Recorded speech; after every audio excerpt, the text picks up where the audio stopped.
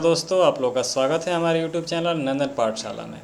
Europe में राष्ट्रवाद का जो जन्म हुआ था, राष्ट्रवाद की अवधारणा जो पनपी थी, उससे रिलेटेड जितने भी वीवीआई क्वेश्चन सभी कम्पिटिटिव एग्ज़ाम में पूछे जाते हैं, उन सारे क्वेश्चनों का हम लोग एक सीरीज़ लेकर आए हैं, जिसको देखने के बाद, समझने के बाद, याद करने के बाद यूरोप में राष्ट्रवाद से रिलेटेड जितने भी क्वेश्चन आएंगे किसी भी एग्ज़ाम में, उसको आप बेझिझक हल कर सकते हैं।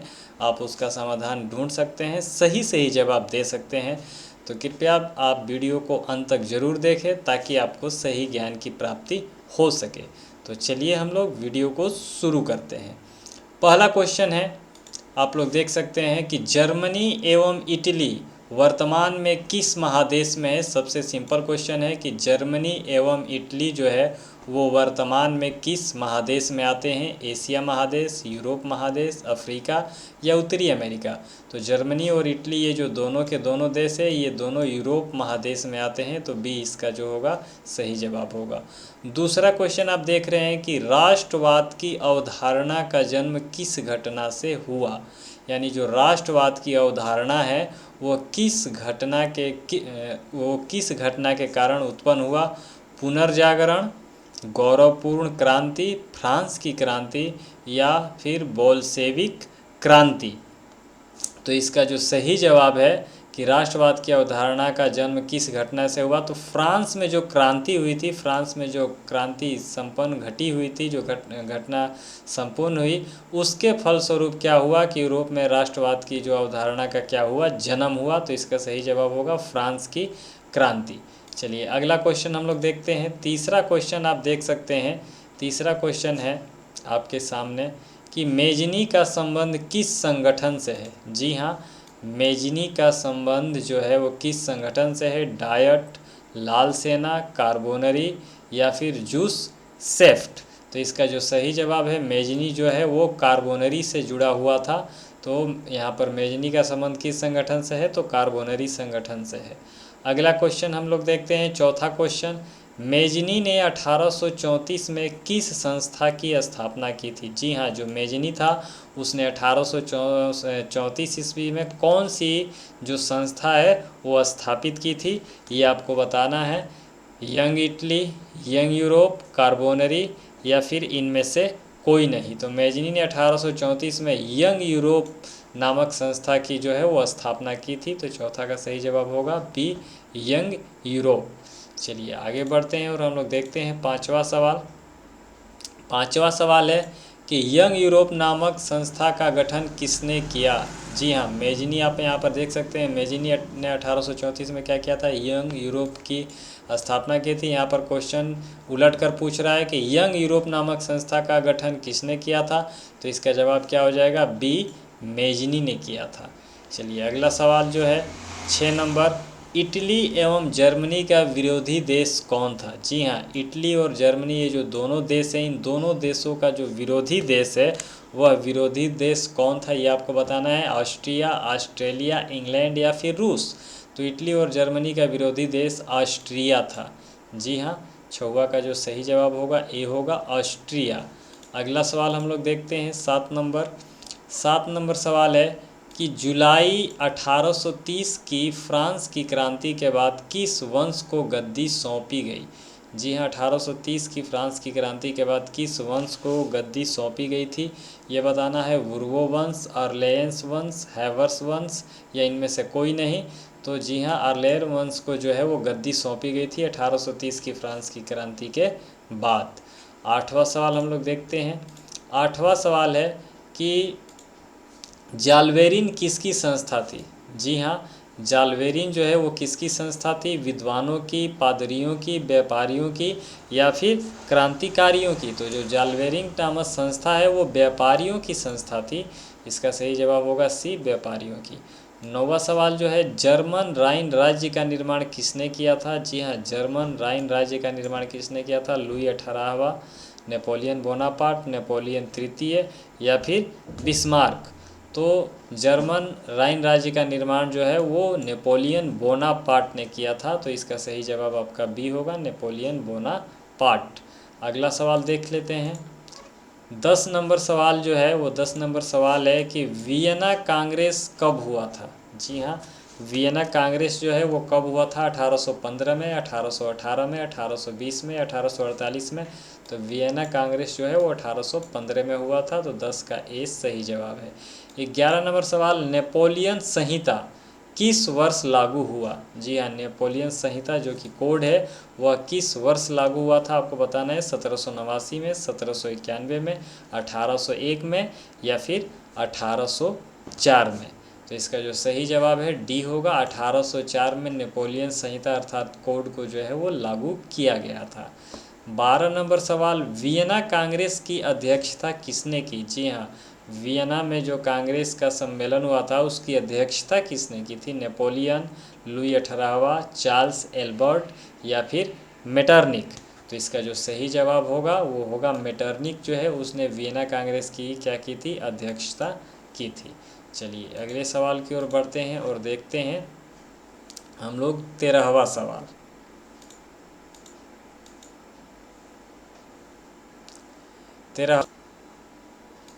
13वां सवाल है, यहाँ पर आप लोग देख सकते हैं, मेटरनिक कौन था। जी हाँ, मेटरनिक कौन था, ऑस्ट्रिया का चांसलर, प्रसा का चांसलर, फ्रांस का चांसलर या फिर रूस का जार। तो जो मेटरनिक है वो ऑस्ट्रिया का चांसलर था, ए इसका सही जवाब होगा। 14 नंबर सवाल है कि 1829 में एड्रियानोपल की संधि किस देश के साथ हुई। जी हाँ, 1829 में एड्रियानोपल की जो संधि है वो किस देश के साथ हुई थी, ये आपको बताना है। तुर्की, यूनान, हंगरी या पोलैंड। जी हाँ, तुर्की के साथ जो है एड्रियानोपल की संधि हुई थी। अगला सवाल हम लोग देखते हैं 15 नंबर। 15 नंबर सवाल जो है वो है कि मेटरनिक व्यवस्था का उद्देश्य क्या था। जी हाँ, मेटरनिक व्यवस्था का उद्देश्य क्या था, गणतंत्र की स्थापना, नेपोलियन व्यवस्था लाना, पुरातन व्यवस्था की स्थापना या प्रजातंत्र की स्थापना। तो इसका जो सही जवाब होगा वो सी होगा, पुरातन व्यवस्था की स्थापना करना। 16 नंबर सवाल है, कोसुत एवं फ्रांसिस डिक नामक क्रांतिकारी किस देश के थे। जी हाँ, कोसुत एवं फ्रांसिस डिक नामक जो क्रांतिकारी है वो किस देश के थे, ये आपको बताना है। पोलैंड, हंगरी, बोहेनिया या ऑस्ट्रिया। तो ये जो दोनों क्रांतिकारी थे, दोनों के दोनों कहाँ के थे, हंगरी के रहने वाले थे। तो 16 का जो बी है वो सही जवाब होगा। चलिए 17 नंबर सवाल देखते हैं। 17 नंबर सवाल है कि हंगरी की राजधानी कहाँ है। जी हाँ, हंगरी की राजधानी कहाँ है, बहुत ही वीवीआई क्वेश्चन है, बहुत सारे एग्जामों में इसे पूछा गया है। तो हंगरी की जो राजधानी आप सबको पता ही होगा, बुडापेस्ट है। 18 नंबर सवाल, महान कवि लॉर्ड बायरन कहाँ के रहने वाले थे। जी हाँ, लॉर्ड बायरन जो कवि है वो कहाँ के रहने वाले थे, ये आपको जवाब देना है। यूनान, जर्मनी, इंग्लैंड या फ्रांस। तो जो लॉर्ड बायरन है वो इंग्लैंड के रहने वाले थे। 19 नंबर सवाल, किसने कहा था कि जब फ्रांस छींकता है तो बाकी यूरोप को सर्दी हो जाती है। जी हाँ, बहुत ही यह वीवीआई लाइन है कि जब फ्रांस छींकता है तो बाकी यूरोप को सर्दी हो जाती है। इस कथन को किसने कहा था, ये आपको बताना है। मेटरनिक, बिस्मार्क, मेजनी या गैरीबाल्डी। इसका सही जवाब होगा ए, मेटरनिक ने कहा था कि जब फ्रांस छींकता है तो बाकी यूरोप को सर्दी हो जाती है। चलिए अगला सवाल देखा जाए। अगला सवाल है 20 नंबर कि कालस्वात का कानून किसने लागू किया। जी हाँ, कालस्वात का जो कानून है वो किसने लागू किया, कार्ल मार्क्स, मेटरनिक, नेपोलियन या फिर बिस्मार्क। तो इसका जो सही जवाब होगा बी होगा, मेटरनिक ने कालस्वात का कानून जो है वो लागू किया था। अगला सवाल 21 नंबर, यूरोपीय सभ्यता का पालक किसे कहा जाता है। जी हाँ, यूरोपीय सभ्यता का पालक जो है वो किसे कहा जाता है, इटली, फ्रांस, यूनान या फिर इंग्लैंड को। तो इसका जो सही जवाब होगा वो होगा सी, यूनान को यूरोपीय सभ्यता का क्या कहा जाता है, पालक कहा जाता है। अगला सवाल 22 नंबर, सेडोवा युद्ध किसके किसके बीच हुआ था। जी हाँ, जो सेडोवा का युद्ध है वो किसके किसके बीच हुआ था, ये आपको बताना है। ऑस्ट्रिया प्रसा, इटली प्रसा, फ्रांस प्रसा या इनमें से कोई नहीं। तो जो सेडोवा का युद्ध है वो ऑस्ट्रिया और प्रसा के बीच लड़ा गया था। चलिए अगला सवाल देखा जाए।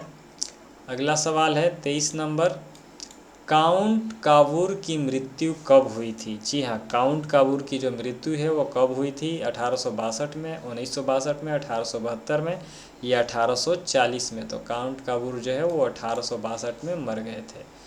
अगला सवाल, गैरीबाल्डी पेशे से क्या था? जी हाँ, बहुत ही वीवीआई सवाल है, इसको भी कई बार पूछा गया है कि गैरीबाल्डी जो है वो पेशे से क्या था? सिपाही था, किसान था, जमींदार था या नाविक था? आशा है इस क्वेश्चन का जवाब हर व्यक्ति को पता होगा, हर स्टूडेंट को पता होगा। तो गैरीबाल्डी पेशे से क्या था? जी हाँ, नाविक था। गैरीबाल्डी पेशे से क्या था? नाविक था। अगला सवाल, वियना कांग्रेस द्वारा फ्रांस में किस शासक वंश की पुनर्स्थापना की गई? वियना कांग्रेस द्वारा फ्रांस में किस शासक वर्ग की पुनर्स्थापना की गई, ये आपको बतलाना है। तो इसका जो सही जवाब होगा वो क्या होगा? हैबसबर्ग, आर्लियांस, बुर्बो वंश या राजशाही। तो इसका सही जवाब जो है वो आपका सी होगा, बुर्बो वंश। चलिए अगले सवाल की ओर हम लोग बढ़ते हैं और अगला सवाल देखते हैं। 26 नंबर जो सवाल है वो 26 नंबर सवाल है, लुई फिलिप ने 1840 में किसे अपना प्रधानमंत्री नियुक्त किया? लुई फिलिप ने 1840 में किसे अपना प्रधानमंत्री जो है वो नियुक्त किया था? गीजो को, तुर्जो को, लुई को या नेपोलियन को? इसका सही जवाब ये होगा, गीजो को लुई फिलिप ने 1840 में क्या किया था? प्रधानमंत्री नियुक्त किया था। अगला सवाल, 1832 में स्वतंत्र यूनान का राजा कौन था? जी हाँ, 1832 में स्वतंत्र यूनान का राजा कौन था ये आपको बताना है। ओटो, ऑटोमन, निकोलस या फिर फिलिप? तो इसका सही जवाब होगा ए, ओटो। 1832 में स्वतंत्र यूनान का राजा ओटो था।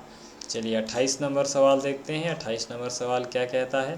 28 नंबर सवाल है कि वियना कांग्रेस के बाद फ्रांस में पुरातन व्यवस्था लागू करने के लिए किसे राजा नियुक्त किया गया? जी हाँ, वियना कांग्रेस के बाद फ्रांस में जो है पुरातन यानी पुरानी सभ्यता को लागू करने के लिए किसे राजा बनाया गया?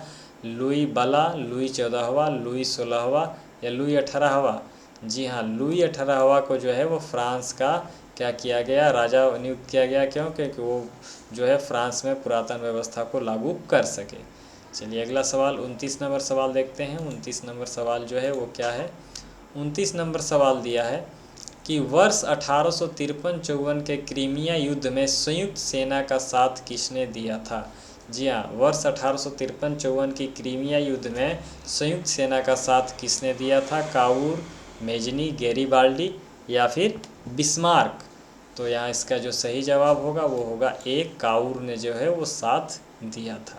चलिए अगला सवाल देखते हैं 30 नंबर। 30 नंबर का सवाल जो है वो 30 नंबर सवाल ये है कि रक्त और लौह नीति का अवलंबन किसने किया? जी हाँ, रक्त और लौह नीति का जो अवलंबन है वह किसने किया था? मेजनी, हिटलर, बिस्मार्क या विलियम? जी हाँ, इसका सही जवाब सी होगा, बिस्मार्क ने। 31 नंबर सवाल, लाल कुर्ती सेना का गठन किसने किया? मेजनी, काबूर, गैरीबाल्डी या फिर बिस्मार्क? तो इसका जो सही जवाब होगा वो सी होगा, गैरीबाल्डी ने लाल कुर्ती सेना का गठन किया था। 32 नंबर, बिस्मार्क प्रसा का प्रधानमंत्री किस वर्ष बना? जी हाँ, बिस्मार्क जो है वो प्रसा का प्रधानमंत्री किस वर्ष बना था? 1848, 1862, 1864 या 1865 में? तो बिस्मार्क प्रसा का प्रधानमंत्री 1864 में बना था। सी इज़ द राइट आंसर। चलिए अगला सवाल देखते हैं 33 नंबर। 33 नंबर जो सवाल है वो ये कहता है कि किस संधि के द्वारा जर्मनी एवं इटली का एकीकरण पूरा हुआ? जी हाँ, किस संधि द्वारा जर्मनी एवं इटली का एकीकरण जो है वो पूरा हुआ, ये आपको बतलाना है। प्राग की संधि, फ्रैंकफर्ट की संधि, डेनमार्क की संधि या गैस्टिन की संधि? इसका सही जवाब बी होगा, फ्रैंकफर्ट की संधि के द्वारा जर्मनी एवं इटली का क्या हुआ? एकीकरण किया गया था। 34 नंबर सवाल, एकीकरण के पश्चात जर्मनी का सम्राट कौन बना? जी हाँ, जब एकीकरण संपन्न हुआ तो जर्मनी का सम्राट जो है वो कौन बना? Bismarck, Napoleon III, William I या फिर हिटलर? तो इसका जो सही जवाब होगा वो सी होगा। विलियम प्रथम जो है वो जर्मनी का क्या बना, सम्राट बना था एकीकरण के पश्चात। 35 नंबर सवाल जो है वो हम लोग 35 नंबर सवाल देखते हैं। 35 नंबर सवाल क्या कह रहा है, कार्बोनरी का संबंध किससे है। जी हाँ, कार्बोनरी का संबंध किससे है, मेजनी, काउर, गैरिबाल्डी या बिस्मार्क। इसका सही जवाब ये होगा मेजनी से। 36 नंबर सवाल, यूरोप वासियों के लिए किस देश का साहित्य ज्ञान विज्ञान के प्रेरणा स्रोत रहे हैं। जर्मनी, इंग्लैंड, यूनान या फिर भारत। तो इसका सही जवाब होगा सी, यूनान का जो साहित्य ज्ञान विज्ञान है वो प्रेरणा का स्रोत रहा है किसके लिए, यूरोप वासियों के लिए। चलिए अगला सवाल देखते हैं 37 नंबर। 37 नंबर सवाल कहता है कि हितैरिया फिलाइक एक संस्था थी। जी हाँ, हितैरिया फिलाइक एक संस्था थी, किसकी संस्था थी ये आपको बतलाना है। राष्ट्रवादी, व्यापारिक, समाजवादी या वैज्ञानिक। तो हितैरिया फिलाइक जो है वो एक राष्ट्रवादी संस्था थी। 38 नंबर सवाल, टीपू सुल्तान शासक था कहाँ का, मैसूर का, शिमला का, कश्मीर का या बिहार का। बहुत ही वीवीआई क्वेश्चन है। टीपू सुल्तान कहाँ का शासक था, जी हाँ, टीपू सुल्तान जो है वो मैसूर का शासक था। A is the right answer. 39 number question, स्वर्णिम मध्यम वर्गीय नीति किसने लागू किया। स्वर्णिम मध्यम वर्गीय नीति जो है वो किसने लागू किया ये आपको बतलाना है। तो इसका जो राइट आंसर क्या होगा आप बतला सकते हैं। Charles x, Louis Philippe, Napoleon या लुई 18वां। तो इसका सही जवाब होगा बी, लुई फिलिप जो है वो क्या किया, स्वर्णिम मध्यवर्गीय नीति को लागू किया था। चलिए 40 नंबर सवाल देखते हैं। 40 नंबर सवाल जो है वो 40 नंबर सवाल है कि 1870 में फ्रांस प्रसा के बीच युद्ध कहाँ हुआ था। जी 1870 का फ्रांस प्रसा का युद्ध जो है वो कहाँ हुआ, सेडौन में, सेडोवा में, फ्रैंकफर्ट में या फिर प्रसा में। तो जी हाँ, ये जो युद्ध है वो सेडौन में हुआ था। फ्रांस और प्रसा का युद्ध कहाँ हुआ था, सेडौन में हुआ था।